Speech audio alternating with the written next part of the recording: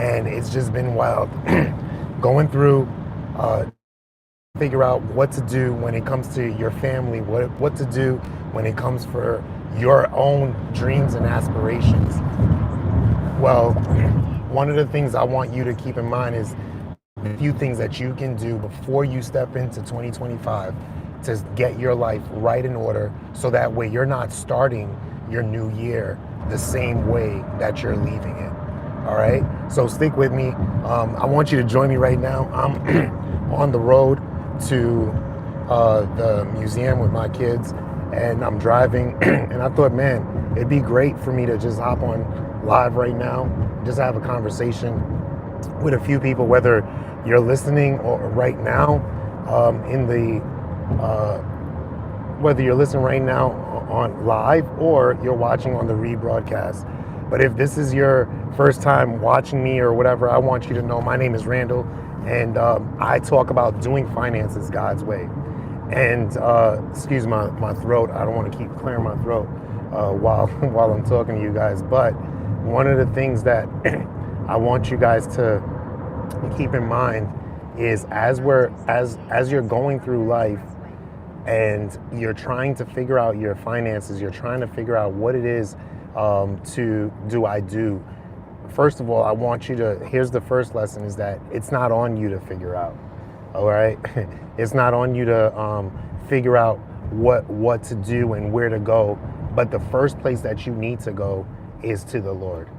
Is go right back to the Bible, because he's the visionary. He's the one that casts the vision. He's the one that provides the way in where to go and what to do. And sometimes life can just get so out of whack that you, first of all, feel as if like, man, you've done so much. And this is me. I'm talking about my own experiences and my own, how I've seen this situation, how I've gone through this. And at times you can go through life feeling like, man, I've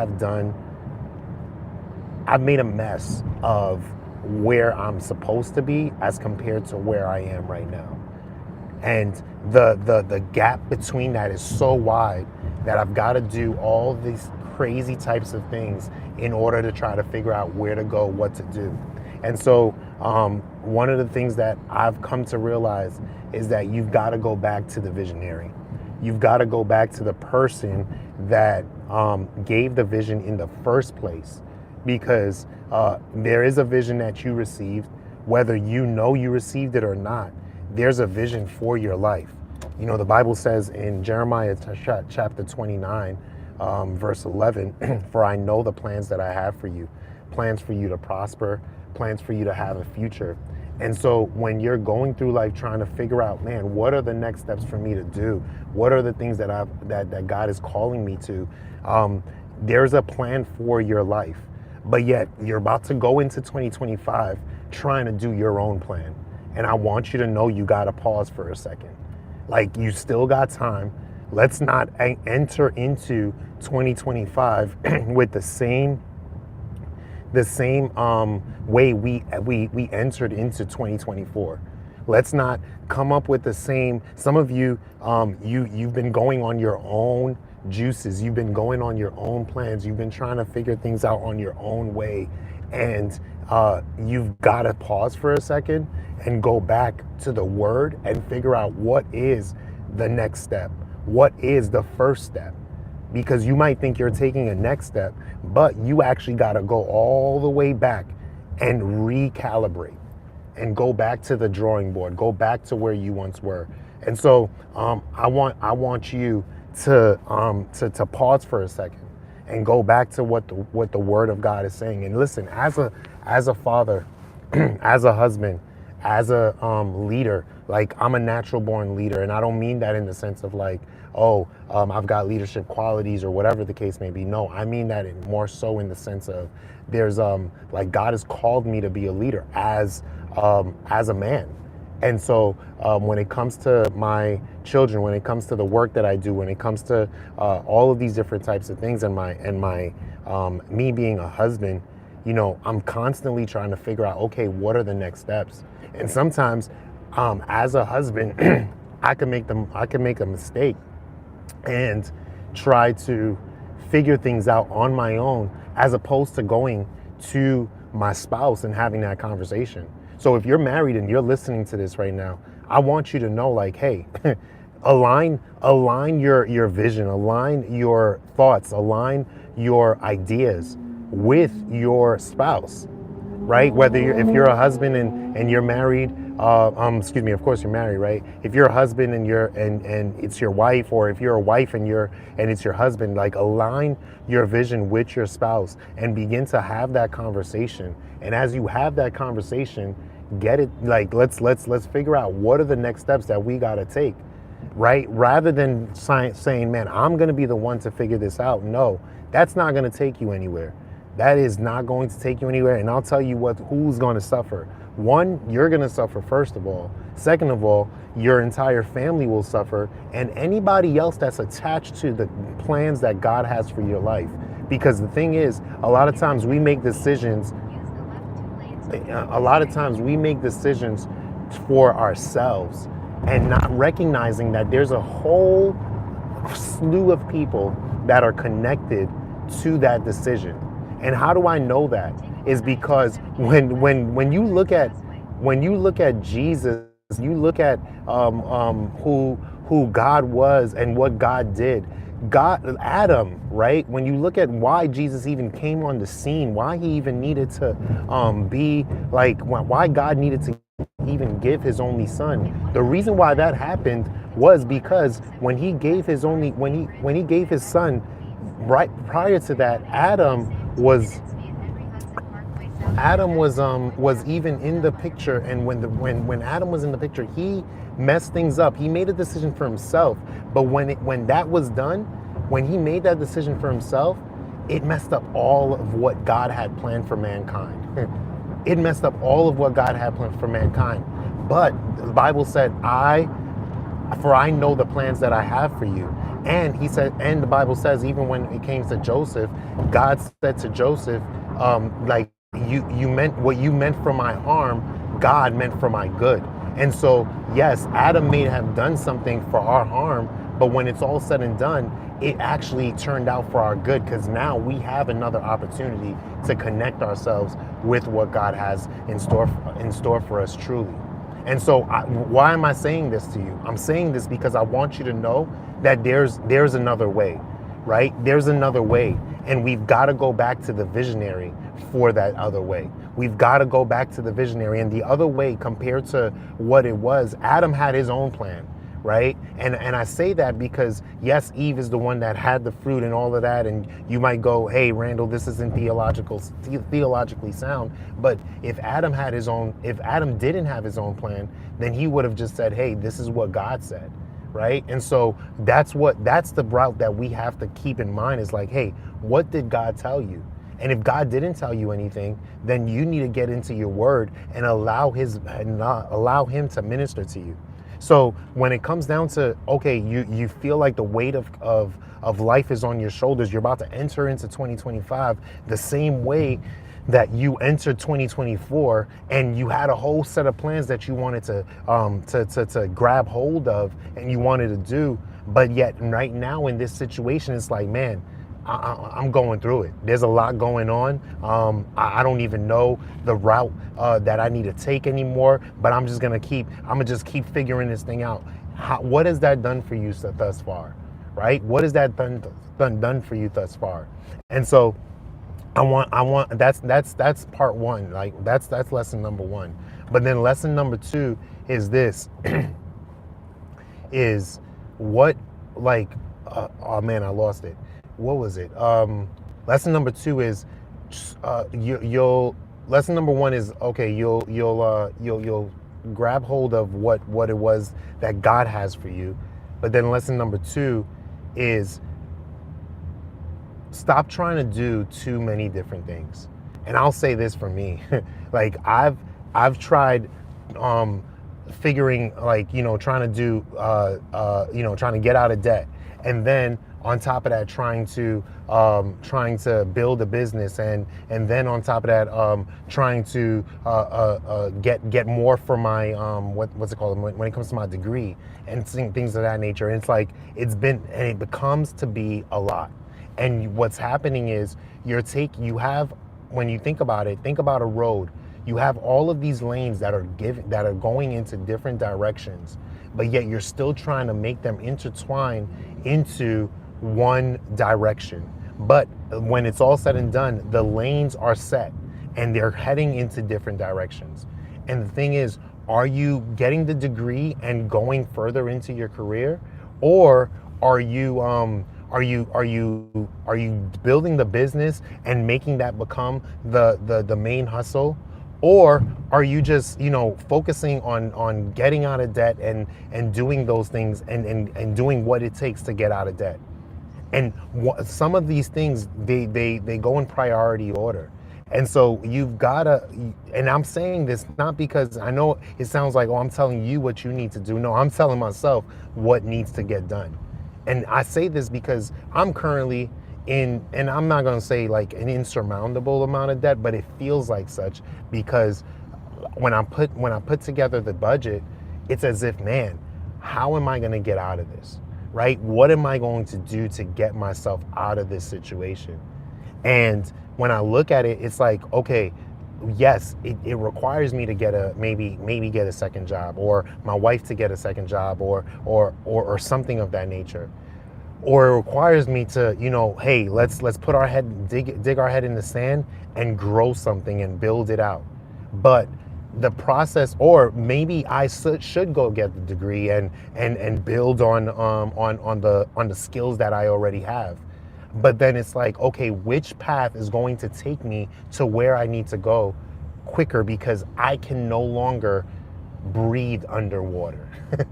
And it feels like a suffocation happening, where it's like I'm choking underwater. And so I need to do what needs to take place really quickly in order for me to not die.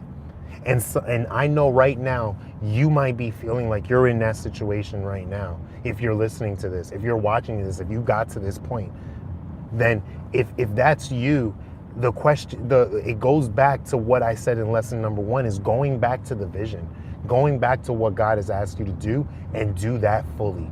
Go at that.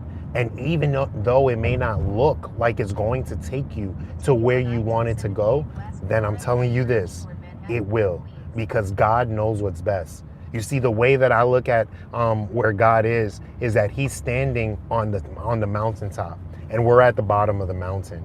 And at the bottom of the mountain, you can't even see the other side of the mountain. You don't even see what's next. You don't even see what's going on next. But all you know is that, man, there's a huge mountain and I'm at the bottom. There's a huge mountain and I'm at the bottom. And so, but the question for you is, okay, what God does is when he's at the top, he knows exactly which route you have to take, what steps you gotta go in, what moves you gotta make. And if you're talking about a mountain, sometimes if you place your foot in a certain place, it might cause you to slip up. And so, but if you place your foot in another place, it'll give you a ledge. It will give you an opportunity to have a ledge in order for you to climb and prop yourself up on. And it might not look like it's a ledge in that moment, but what God is providing is an opportunity for you to go to the next level. And so this is why we've got to go back to the visionary. We've got to go back to the one with the vision. The one with the vision is not you. The one with the vision is not social media. The one with the vision is not YouTube. The one with the vision is not a course. The one with the vision is not your friend. The one with the vision is not your job. The one with the vision is God, the one that knows it all, the Alpha and the Omega, the one that has the entire blueprint in his hand and knows exactly what you need to do and knows how to change the blueprint if necessary in order for it to still lead to the same destination or the same outcome. And so when I say that to say to you and to myself that, hey, follow the blueprint, stay on course. Don't go in so many different you with so many different outcomes and you're trying to understand and trying to know, hey, is this going to lead to it? Is that going to lead to it? You're pretty much throwing anything at the wall and seeing what sticks. But that's not the way God works. And if you're not the person that trusts and believes in God, then hey, I'm gonna tell you this: you might as well hop off, because that's not, because the conversation I'm gonna continue having when it comes to doing finances God's way. That we're gonna talk about this. We're gonna bring God back into where it is that God is calling us to go. And so that's number one.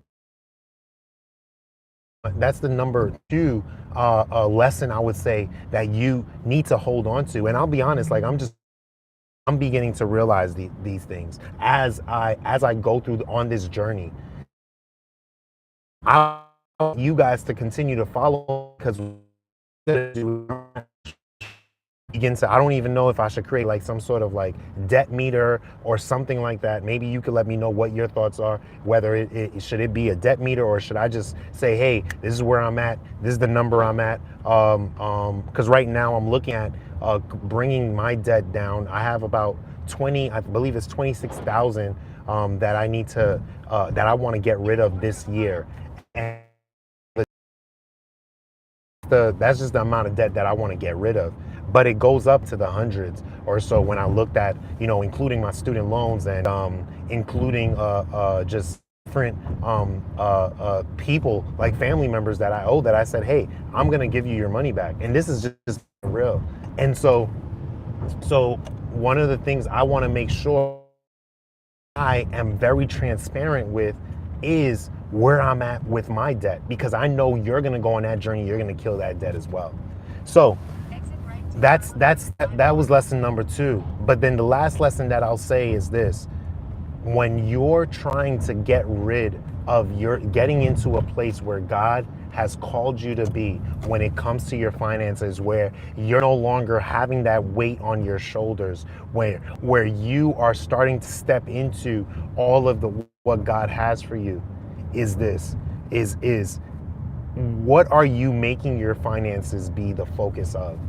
And this is going to sound crazy, but something that I've just literally learned just this morning as I was going into my word is that when it's all said and done, the people of the Corinthians, right? When it came to the Corinthians in First and Second Corinthians, when you're reading, there were a set amount of people that were following that were just stepping into all of what God had called them to be and all of what God had called them to do. And they were being led by Paul the Apostle.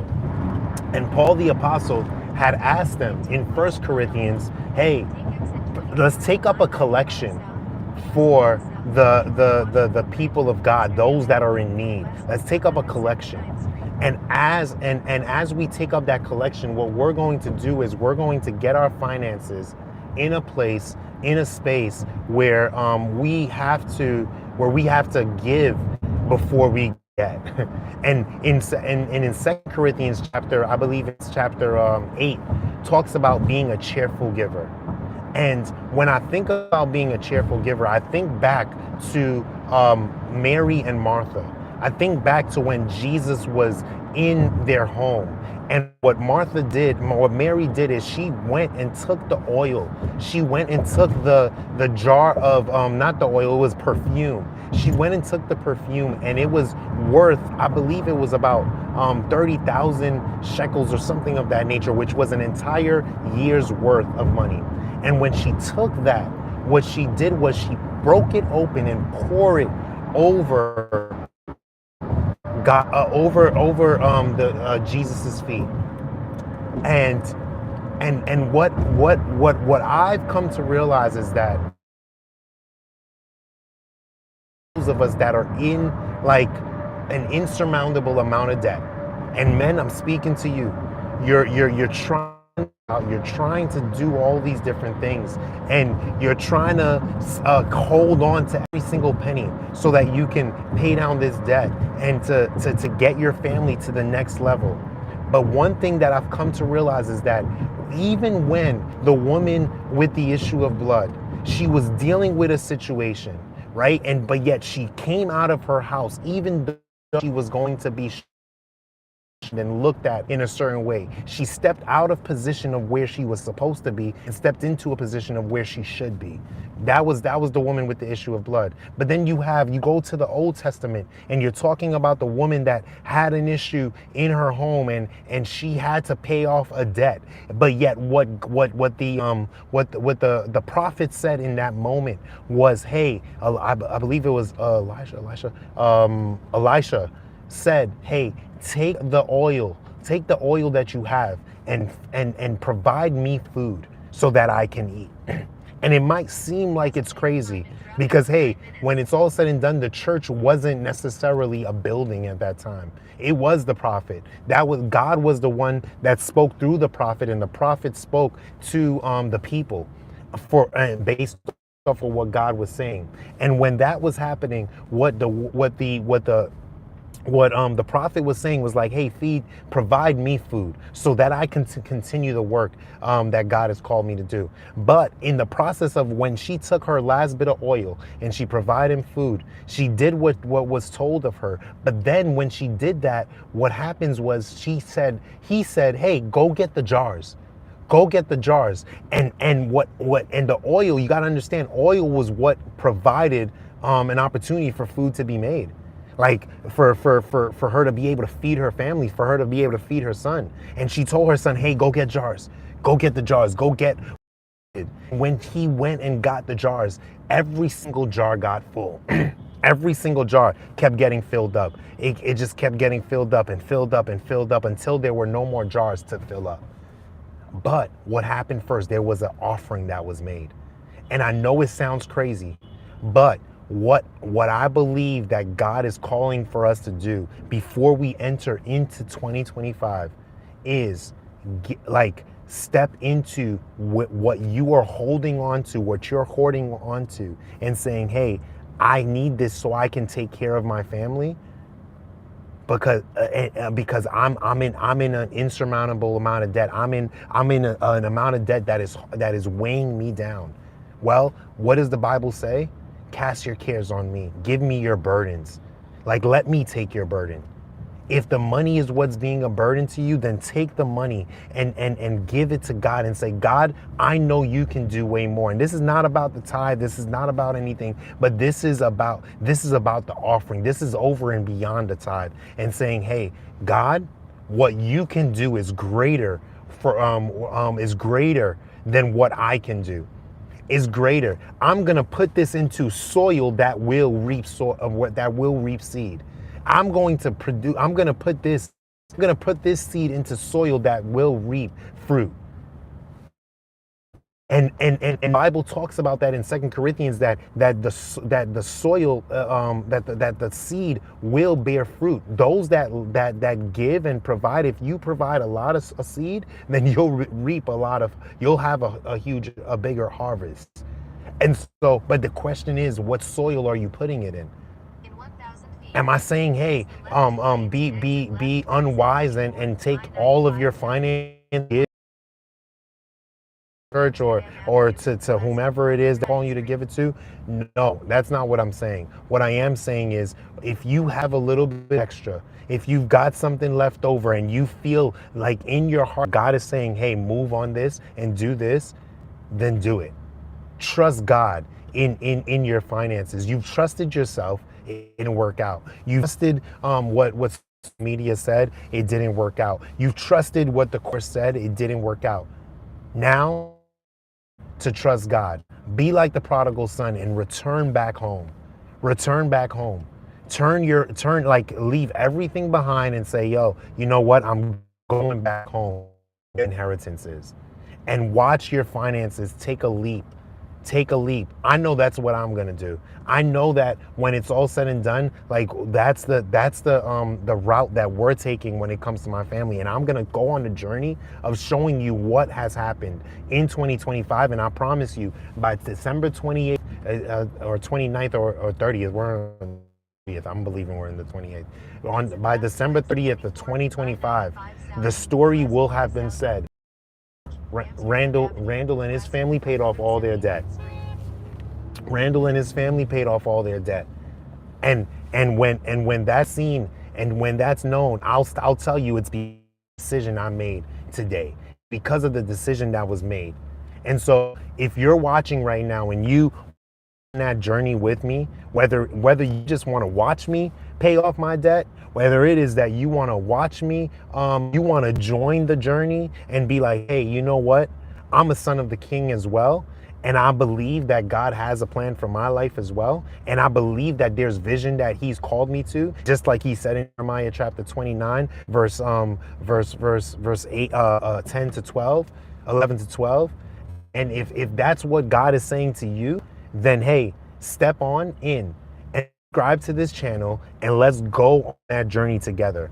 Let's become the financial revivalist that God has called us to be. Let's create a generation of generous givers that will change the landscape of what the church does for the world. Let's begin to do what it is that has always been inside of us. And if you're watching right now and you're like, man, what is this guy talking about? Well, I want you to subscribe to this channel, go on my channel, look at the videos and see what it is that I've been talking about, what it is that the conversation has been on. Because I'll tell you something, you're going to be tired of me when you hit that notification bell and you see that I'm constantly coming on and we're having a conversation and we're going on a journey. And I want us to, you'll see where it is that we're heading to, and you're gonna be like, man, this journey actually is a journey that's gonna take that has been taking off, and I want to be a part of that. Join the movement. That's what it comes back down to. Join the movement. And so subscribe to this channel, whether you're watching on the rebroadcast or you're watching live right now. Like, join the movement and see what God does. See what God does. And believe in it. So let's just recap real quick, right? Lesson number 1, you feel like you're holding on to an insurmountable amount of debt. You feel like you're dealing with so many you have a whole bunch of a weight on your shoulder. The number one thing that you want to do is go back to the visionary, who is God. Go back to him and say, God, what is it that you're calling me and my family to do? What is it that I need to focus in on and get to the next level? Don't ask for 3 things, ask for 1 thing and get that 1 thing right, and then ask God what next. And then from there, the second lesson is you now do that 1 thing. You do that 1 thing and you focus in on that. My pastor, Apostle Mike Signorelli, the lead pastor of V1 Church, he said something. He preached a word when about like 7 years ago, where he talked about hitting the axe at the same place. And I'll tell you something. I've consistently gone to different trees to try to hit down different trees, to bring trees down in the forest. But then I haven't focused on that 1 tree. And I'm telling you, that's the journey I'm going on, where I'm gonna knock down on that 1 tree. And I hope you see that I'm laying ours here. I'm not where I need to be, but I'm definitely not going to be where I'm definitely not going to stay where I am right now. And there's so much more ahead, and I'm gonna focus in and I'm gonna lock in, and lock in.